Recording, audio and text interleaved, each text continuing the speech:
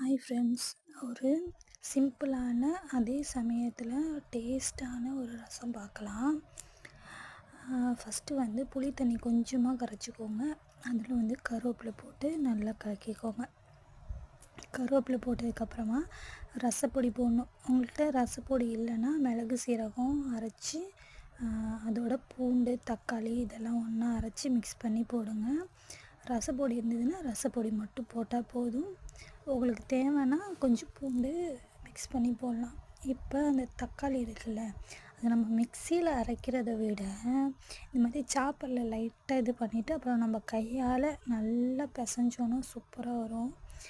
மிக்சியில் அரைச்சோன்னா ஒரு மாதிரி கூழ் மாதிரி ஆயிரும். அது வந்து ரசத்துக்கு நல்லா இருக்காது.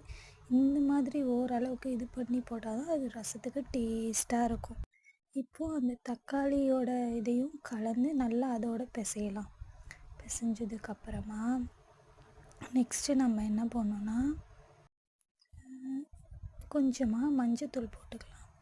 மஞ்சத்தூள் போட்டுட்டு அந்த மஞ்சத்தூளையும் கலந்துட்டு அதுக்கப்புறமா சால்ட் உப்பு உங்களுக்கு வேணும்னா சால்ட் உப்பு போட்டுக்கோங்க. எனக்கு கல் உப்பு பிடிக்கும், அதனால் கல் உப்பு போட்டோன்னா இன்னும் அந்த தக்காளி வந்து மசியும்ல, அந்த கல் உப்போடு சேர்த்து பிசைகிறப்ப அது மசித்ததுக்கப்புறமா அந்த தண்ணி கொஞ்சமாக அந்த தக்காளி இதில் ஊற்றிட்டு அதுக்கப்புறம் ஒரு 2 ரூபா பாக்கெட்டு பெருங்காயத்தூள் நிறையா தாராளமாக போடலாம்.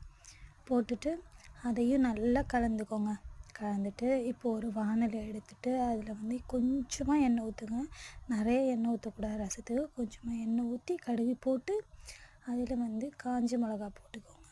போட்டுட்டு இப்போது அந்த கலந்து வச்சுருக்க தண்ணியை ஊற்றி ஓரளவுக்கு லைட்டாக அந்த இது ரசம் மட்டும் எப்போவுமே ரொம்ப கொதிச்சிடக்கூடாது. ஓகேவா? அது பாருங்கள், இப்போ நுர தள்ளுற மாதிரி வருது. இதுக்கப்புறம் அங்கே பாருங்கள், லைட்டாக இப்போ வந்து நடுவில் மட்டும் அப்படி பொங்குற மாதிரி இருக்குல்ல, இந்த மாதிரி பொங்கும் போதே நம்ம வந்து ஆஃப் பண்ணிடணும். நடுவில் ஃபுல்லாக வந்து குழம்பு மாதிரி ரசத்தை மட்டும் கொதிக்க வைக்கக்கூடாது. அப்படி கொதிக்க வச்சோன்னா ரசம் வந்து நல்லா இருக்காது. இந்த மாதிரி இதிலே வந்து நீங்கள் நிப்பாட்டிட்டிங்கன்னா ரசம் அவ்வளோ சூப்பராக இருக்கும். நீங்கள் வந்து இந்த ரசத்தை வந்து சளி உங்களுக்கு பிடிச்சிருந்தாலோ இல்லை நெஞ்சு அப்படியே கரகரன்னு இருந்தாலோ இந்த டைமில் இந்த மாதிரி ரசம் வச்சு அதுக்கு பருப்பு துவையல் போட்டுட்டு சாப்பிட்டிங்கன்னா அந்த சளியும் அந்த தொண்டை கட்டி இருக்கிறதும் எங்கே இருக்குன்னே தெரியாதுங்க, ஓடி போயிடும். அவ்வளோ நல்லது ரசம்.